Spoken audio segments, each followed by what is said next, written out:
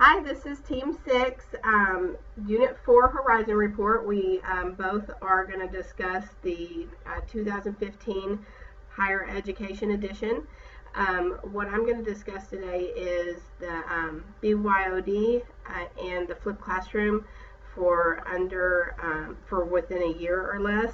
I found this reading very interesting, even though we're doing both of these on our campuses at an intermediate level. I found it very interesting at the higher education that this is the way that even corporations are going. And they said in part of the reading, it said that by 2017, half of the world's employers will expect their employees to supply their own devices for work. And that was just astonishing to me because we're so used to companies providing us with our devices, and that, we're getting away from that altogether. And with higher education, what the readings are saying is that students are more comfortable using their own devices as long as they can log in and get the same applications and design, download what they need to for their courses. They're more comfortable using their own devices, and I thought that was really interesting.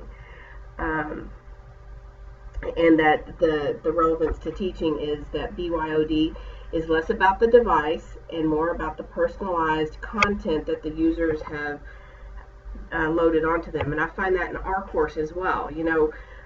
We all are using our own devices, we're all using different processing tools, but we're all doing about the same thing. So, and I'm very comfortable using my own device, so this is a prime example of how this works for us.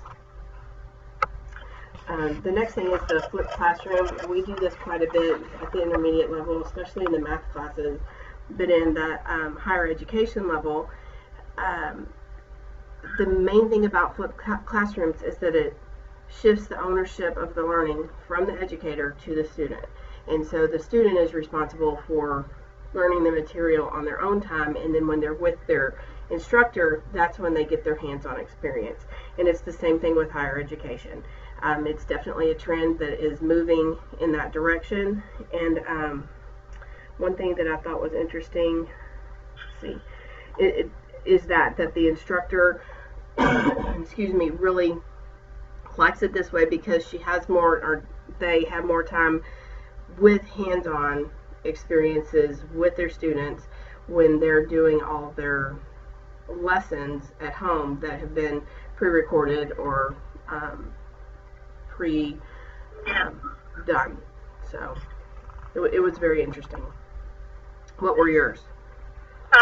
So I had the next section after that, which was the things that should come about in about 2 to 3 years. The first was makerspaces that they talked about in the article, which was really interesting to me. Makerspaces is because with all of this new technology, there's all these new careers popping up and new fields that people can go into. So these makerspaces are going to be areas where people can enroll in it and learn just that skill set that they need. And so they're going to eventually start seeing more and more of this in higher education. I think Sanjat has a similar program to this where you can, instead of enrolling at Sanjat, you can enroll in those actual things like the phlebotomy course, where you would enroll in just the phlebotomy section and get your certification in that instead of taking all the other courses as well that don't apply to your field. Right. So I found that really neat. I think we're looking at that a little bit in high school as well right now with the new Pasadena Career and Tech High School that just opened up, where the students the option that they can just focus on what they already know they're going into. And I think it's a great thing for students because once they have their mind set on something and they see their end goal, they can get there a lot faster this way and actually stay on task and not give up hope. Right. Sometimes I think it gets too much for our high school grads when they go to college and they see all these classes that they have to take before they can get their degree. and a lot of them get overwhelmed. So I think this could be a great thing for our students to, get them to actually complete what they want and do what they want to do. The other thing that my section discussed was the use of wearable devices in higher education, which I found really interesting.